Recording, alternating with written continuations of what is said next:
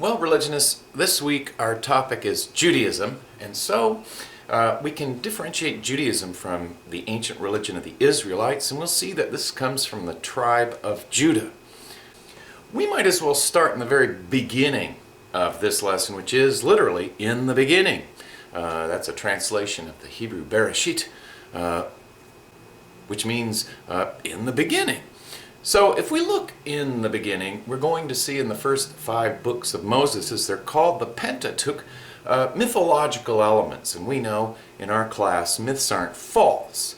They're human language used to convey inexpressible truths. We'll see that the Bible, in fact, is hot off the presses.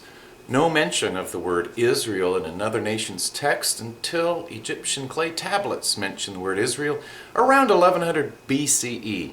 Which means the Bible may have troublesome issues for a lot of scientists these days. However, it preserves the ancient literature of Sumer, Babylon, and Egypt. We will find, for example, in this image, the story of the flood, and we may recall from our unit on ancient civilizations that Utnapishtim is the first flood refugee, but just on a raft with some goats. Pretty believable. There was a flood around 5000 before the Common Era, however, that filled in the Black Sea. So perhaps, and buried many cities under this deluge. So the Bible remembers a lot of ancient things in it. We could go on about how many ancient facts the Bible records for us.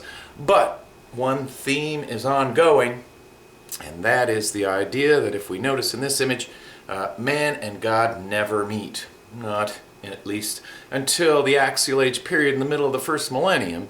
Then we'll see the strict separation, that is, between the human and the divine.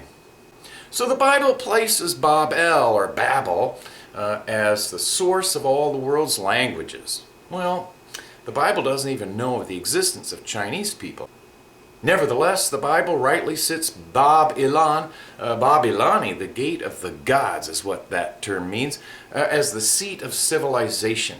In fact, the Bible will castigate that whore Babylon all the way through the book of Revelation for its oppressive social structure based on the big city model and tyrant kings who resemble tyrant gods often. It is interesting to note the Bible does place the beginnings of creation, but definitely, it's right on about the beginnings of civilization in Babylon, around 3,000 to 5,000 before the Common Era, where we see writing definitely in play by 3,000. The Bible goes further and uses an Akkadian Babylonian term, very similar to the Akkadian term Eden, to describe really, Eden was the fertile strip of grass along the Tigris and Euphrates. So is Eden the same as this Eden? Who knows? But the Bible itself sees the source of civilization as Babylon, and the Bible mentions Sumer, known to it as Shinar. So if we look at the beginnings of the castigation of the culture of the ancient city-states with their dual laws for the big man and another set of more harsh ones for the little man and women, that the law code of Moses simply says, "Thou shalt not commit murder," not a special penalty for the poor and a different one for the rich. And in the story of Cain and Abel, we can see Cain is rejected by God. How come? He offers agricultural products made by the city-states with a dependence on rivers and agriculture to produce these crops. God prefers Abel's nomadic offering of sheep in the story, we're told, and thus sets the stage for the later epics. Because with this religion and Christianity and Islam, we're going to have one giant historical epic. These religions share more in common with each other than any other religions on the planet, in spite of all the strife between them. So the Bible sees the Tower of Babel as we see it in this image. In fact, next to it is an actual ziggurat of Babylon. And these are the models for this Tower of Babel story, and indeed, the languages of the world don't come from there. We're told the people of Babel wanted to build a tower up to the gods themselves, and if we remember, In Genesis it talks about God putting forth a firmament, not a softament. So it's firm like a ceiling. In fact, the very word ceiling is a term we can use to refer to sky. And so those ancient people believed the earth was a round disk with a dome over it. And in the book of Job we can see the heavenly waters stand outside the dome. And when God releases the flood waters, he opens trap doors in the ceiling with different ones for hail and snow. All ancient peoples believed this was how our cosmos was structured, and if we just look outside, we can see why they might have thought that. So I never liked to laugh at Bronze Age people. They were as advanced as other Bronze Age people. For the Hindus, a ring of iron mountains held up the dome of the sky. Now, if we think to this very fact of creation, God says in it, "Let us create man in our image." It's a plurality of gods, and the term is Elohim in Hebrew, which means the gods. And so we have a cognate term for Allah in the figure of Eloh in the Hebrew Bible. But we don't have strict monotheism, not until the prophet Isaiah definitely makes it clear there's only one God. And there's also two creation accounts in the Bible. Muslims, for example, opt for the one where God makes humans in male and female images as equals. The other story about Eve being taken from Adam's side is actually a second creation story all stuck together because the ancient editors didn't want to lose a creation story. But we can see them both there, and Christianity, Islam will take divergent paths on some of these topics. But for sure, we have El as the head of a henotheistic pantheon.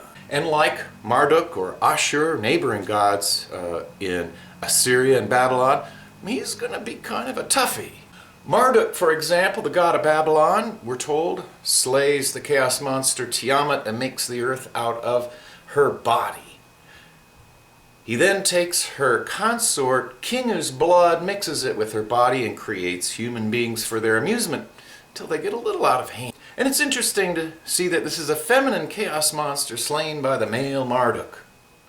And it is, in fact, a cognate with the Hebrew term Tehom in Genesis. Tiamat and Tehom, breathing on the face of the deep, has a deeper original story to it, or so I was taught. Also, like all these ancient cultures, incestuous reproduction is pretty common. I don't think those ancients understood a lot about genetics. And as we see, Marduk's creation story almost seems less rational than the even older one of the earth arising as a mountain from a primeval sea. So we briefly examined a few of the mythological elements of the Bible. Now let's look at, well, the historical figure of Abraham, or was he historical? Or does he refer to a tribe of people called Abraham? These things are still debated. But at around 1800, before the Common Era, the friend of God, Abraham, technically speaking, we should note that he's from Ur of the Chaldees, or Babylon, which makes the religions of Abraham, technically speaking, Babylonian. Kind of scandalous, really. So we're told he is a merchant trader with a large caravan, even has mercenary soldiers. We'll find Abraham in more than a battle or two. We're told that as a kid his father made idols for the Babylonian god Marduk and the like, and that Abraham smashed them all one day, beginning what will be a common theme in especially Judaism and Islam, the idea of the forbidding of icons or imagery to worship God. Their picture is this demeans God and brings God down to a human level.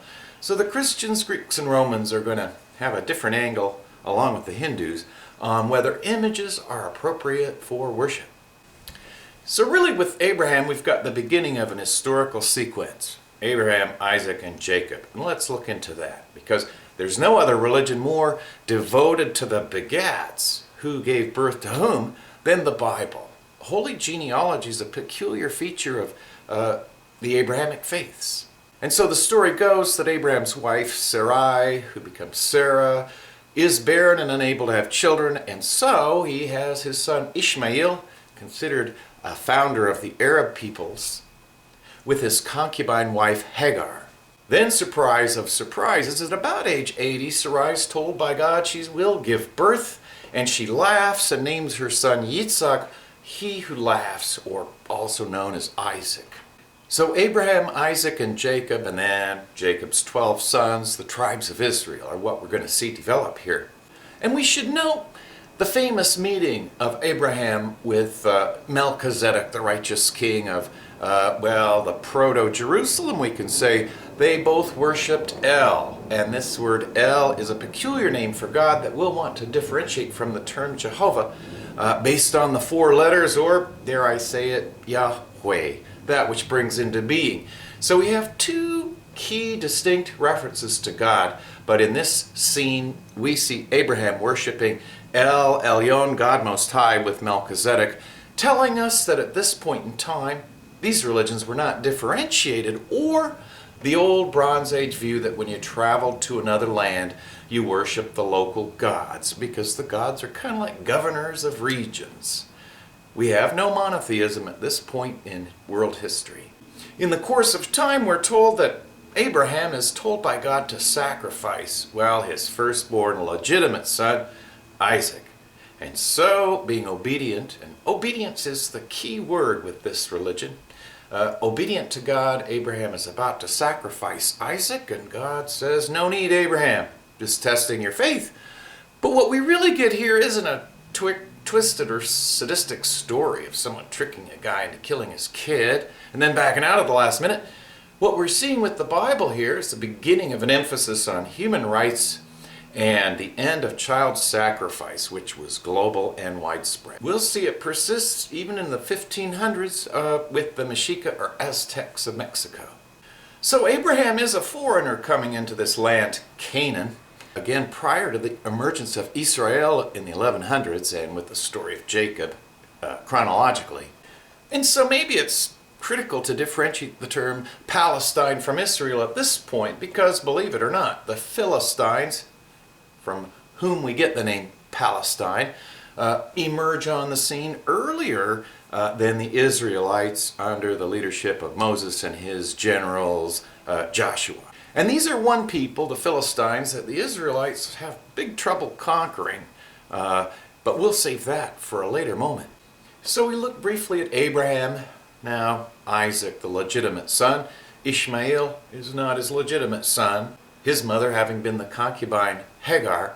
And Isaac then, we're told, gives birth to 2 boys, Esau and Jacob.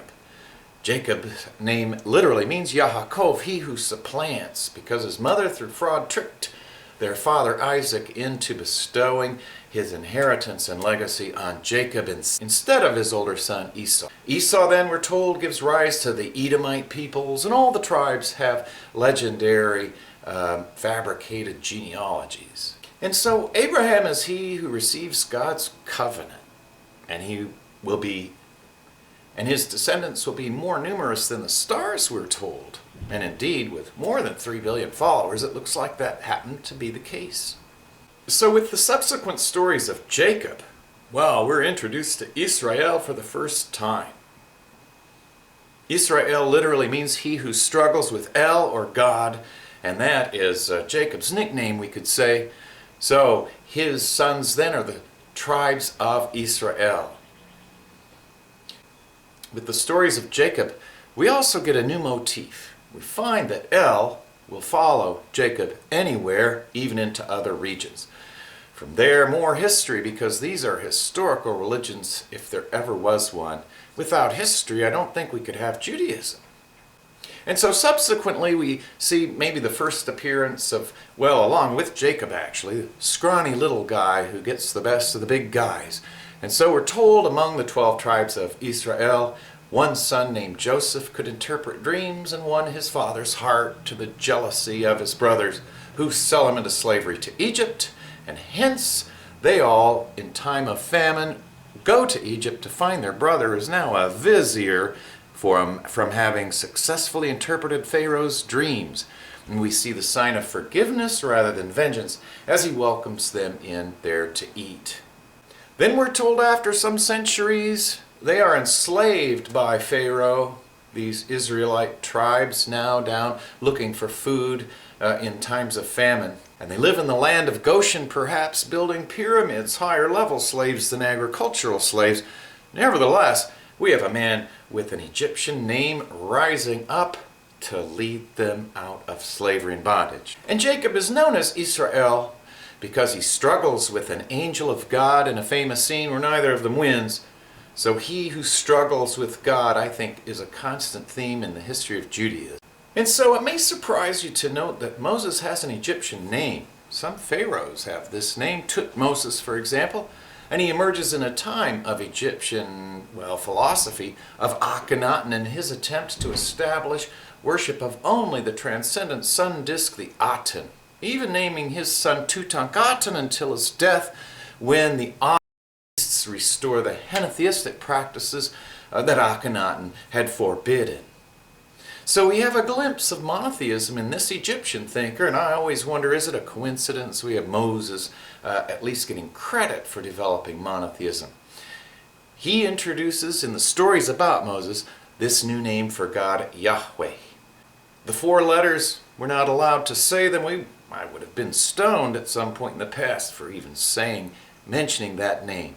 And so we're told Moses leads his people out after 12 plagues against the Egyptian Pharaoh, and on their way out, Moses in Mount Sinai receives the word of God. And later Jewish legend says, believe it or not, the mountain had to expand to accept the presence of God and his holy host.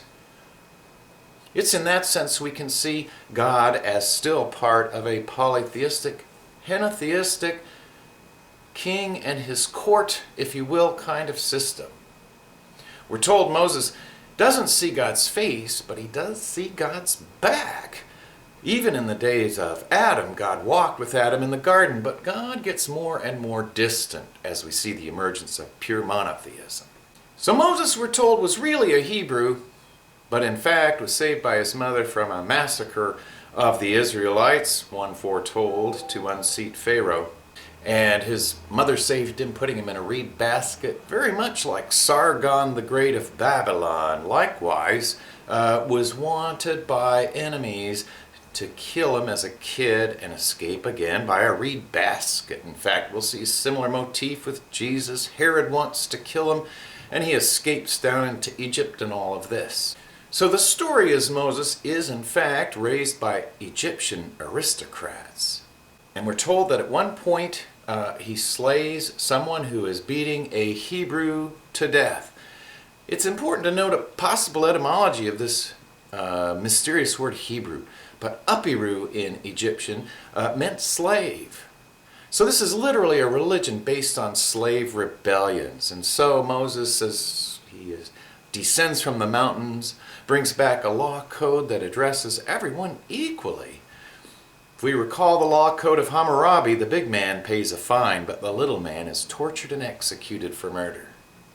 So with Moses, we see the castigation and destruction of the golden calf the people made, this symbol of fertility, and of course the opposing team, if you will, Baal, or Baal, the god of the Canaanites. And so smashing the golden calf is the beginning of an anti-iconic tradition in Judaism that will live on in Islam, but fail to live on in Christianity, except for certain Calvinist extreme sects. And so eventually, after years of wandering in the desert, Moses leads his people to the borders of the land of Canaan. And it's important to note that Moses himself is a warlord. In fact, in this image we can see the 2 priests, Aaron and Levi, holding his arms up, for those arms are channeling the power through which the Israelites defeat the Canaanites and the like. We should note it is an invasion. And we can see spread out here where the tribes all landed, if you will. And noted Bible scholar Philip Jenkins, in fact, has discovered this notion of harem, the total annihilation of the enemies. Women, children, all the property even was destroyed when the Israelites conquered, say, Jericho and the like. Most other ancient peoples enslaved the women and children.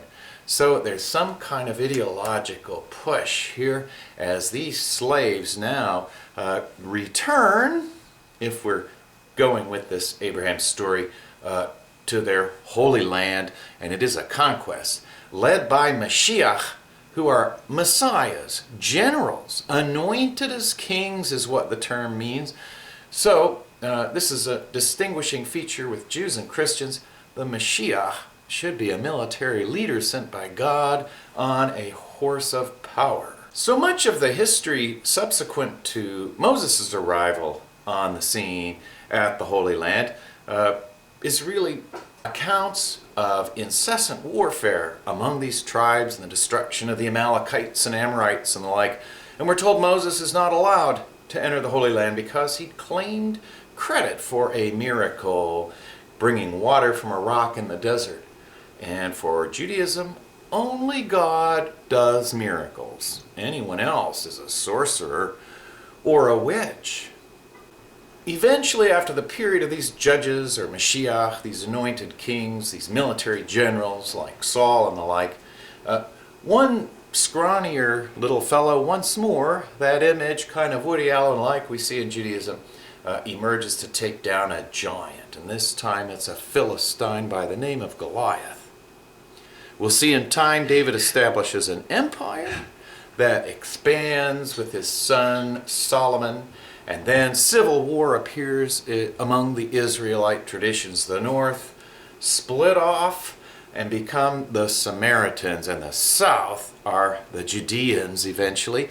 So 11 northern tribes are now part of northern Israel, and Judah, hence the name Judaism, a subsect of Israelite religion, is the situation on the ground in the 900s. It is, in fact, Solomon who will build the first glorious temple for now Jehovah for sure. And this will last until the Babylonians destroy it, and then later the Romans destroy it again. And so in this period of northern Israelite tribe set and the tribe of Judah, again Judaism, we see two types of prophets. Anti-temple prophets oppose the money of the big temple and the falsehood of the priests, and establish clearly that God is on the side of the poor, the widow, and the like. As the prophet Amos says, perhaps the angriest, you cows of Bashan, saying to your slaves, bring that we may drink. The Assyrians will come with pruning hooks and cast you into the Sea of Galilee because you oppress the poor and sell the needy for a pair of shoes. He's among the harshest, but Elijah deserves mention. In fact, his name kind of says a lot. His name says that El, that generic god of the Fertile Crescent region, particularly the region of Canaan, is in fact Yah. El is Yahweh or Jehovah. So with Elijah, we have the continuing anti-prophet traditions where Elijah's castigating the original painted lady Jezebel. People often like to talk about the oppression of certain women in certain Abrahamic traditions, but in fact, Bible fashions go back to Elijah and beyond. So that men should have beards as God intended, and women should cover their bodies. That's part of his story, but it goes back to ancient Judaism, this idea. And so Jezebel worships Baal, we're told, and Baal is the fertility god, again, of the Fertile Crescent. We're told that Elijah was capable of running through the desert for days on end. He was a tireless prophet of God, and in the end challenges the prophets of Baal to a contest. Whose God will light the sacrificial fire? I think we know who won that one. And when Jehovah or Yahweh, the God of Elijah, wins this battle, all the priests of Baal are murdered. So we see a lot of violence in these stories, I must say. But we have another kind of set of prophets, the pro-temple prophets. Haggai at some point will say, with the words of God, the other gods have a house, build me a house. We'll see Ezekiel initiate numerous reforms as far as the formal structure of the religion goes. Other anti-temple prophets, though, like And then Elijah's one of the few prophets to just disappear on a chariot of heaven into the skies, just as the earlier Jacob saw a ladder, a stairway to heaven. Some in the Hebrew Bible never die and are said, believe it or not, to come back to visit humans throughout subsequent centuries. We'll see then, however, the prophets were right. Now, we can say that land is right on an invasion route between Egypt, the Hittites, and the Babylonians. The Israelites ultimately didn't stand much of a chance militarily. And so it all happens like Amos and Elijah predict, and Jeremiah, that the Babylonians and the Assyrians will carry away the best educated, the elite of the Jewish tradition, meaning all their priests and scribes, and put them to work back in Nineveh and Babylon itself. And we call this for the Jews the Babylonian captivity. And this is the point at which we're said to have lost the 11 northern tribes of Israel to the Assyrian Empire. But Samaritans today, though few in number, will tell you they never died out fully. So there are in fact two legitimate Israelite religions around today. And so it's with the prophet Isaiah that we get a clear statement that there is only one God. In response to Haggai's words about building me a house, a temple, Isaiah's God says, I have no need of a house. Heaven is my throne, and earth is my footstool. No God formed before me, and no God has formed after me. I am your only Savior, Israel. And we'll see that Jesus chooses to start his ministry reading off from the book of Isaiah, telling us this must be his primary influence among those Hebrew prophets. So those Samaritans will tell you it's Mount Gerizim and not Mount Zion. That's truly the mountain of God in this holy land. And sadly, it is sorrow upon sorrow for the Jewish people. They're allowed to return to Babylon as Cyrus the Great, Emperor of Persia, frees them from the Babylonian captivity. They go and rebuild the second temple, rebuilding Solomon's temple. And there we have a newly forged Judaism, the diaspora Judaism, the Judaism that is spread, dispersed through the planet. And it will begin to spread throughout the Roman Empire. I'm told 1 in 10 Romans was Jewish back in the day of the Roman occupation of Israel.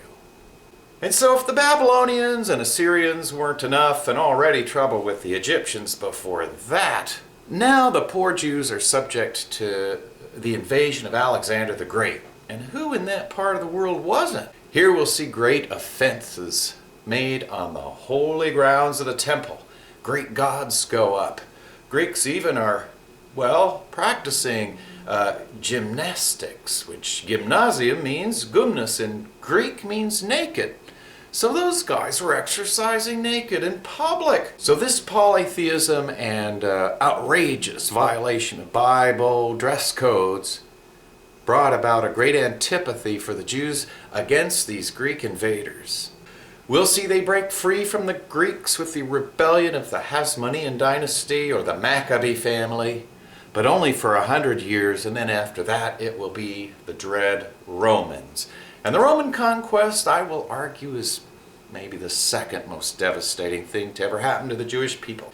They rebel in 67 to 70 of the Common Era, and again 132 to 135, in that instance led by the new Mashiach, Bar Kokhba, the son of the star, his name means, anointed Messiah by the head Rabbi Akiva in Jerusalem. Alas, it will be a forlorn battle. It ends at Masada. The remaining Jewish holdouts are on the top of this mighty fortress, and as the Romans are about to besiege them, rather than surrender and simply become slaves, the chief rabbi on Masada ritually slaughters each person there because death is preferable to slavery. Anti-slavery, I think, is almost a synonym for Judaism. And so with this tragic epoch in the history of the Jewish faith, we will see the Romans mass deport Jews, to their border regions with the dread Germans in Vienna and places like that as a buffer people. Unable to own land, they eventually turned to commerce, trade, money lending, and these kinds of fields.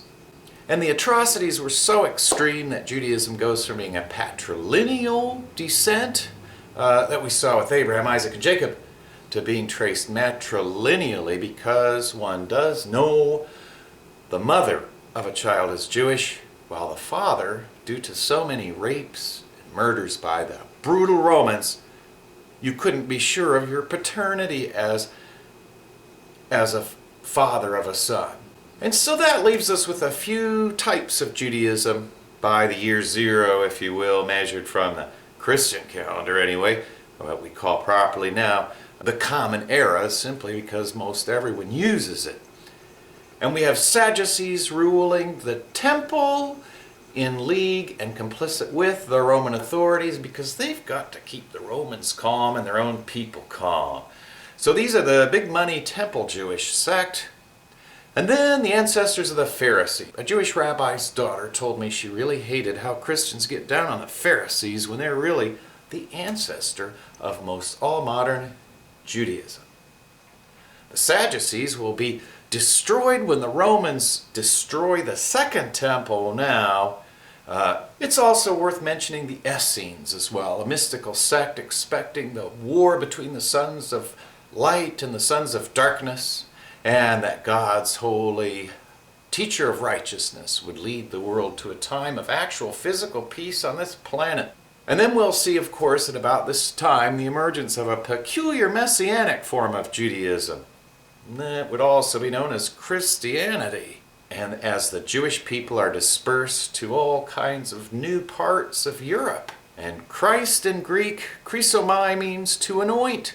So it's a direct translation of the old term Mashiach. But now we're going to see the floodgates open to non-Jewish people. Eventually those radicals are going to deny that circumcision is important or following the food laws of Judaism. They'll even worship a dying and resurrected God-man, kind of looking like what the Greeks did with Dionysus and Heracles. Sadly, in subsequent centuries, the Jewish people are going to be brutally treated by Christians as killers of Christ, for that Messianic Judaism really took off. A lot of people in the Roman Empire respected Judaism and its monotheism, and a lot of people, like some do today, see the Bible as an actual historical record of the earth. So we won't leave Judaism hanging as we look at subsequent developments with Christianity and Islam. But as we all know, the Holocaust was maybe a last straw and feeds right into the creation of the modern state of Israel. Another invasion, we can say, this time by people who are genetically, now they know, from southern Europe mostly. And thus the Bible recapitulates itself through history. As Hegel said, the wheel of history turns, but the tread is always a little different each time the wheel goes around. But this modern conflict with Palestinians and Israelites goes back to Philistines and Israelites. So we'll pick up from there with our next unit on Christianity.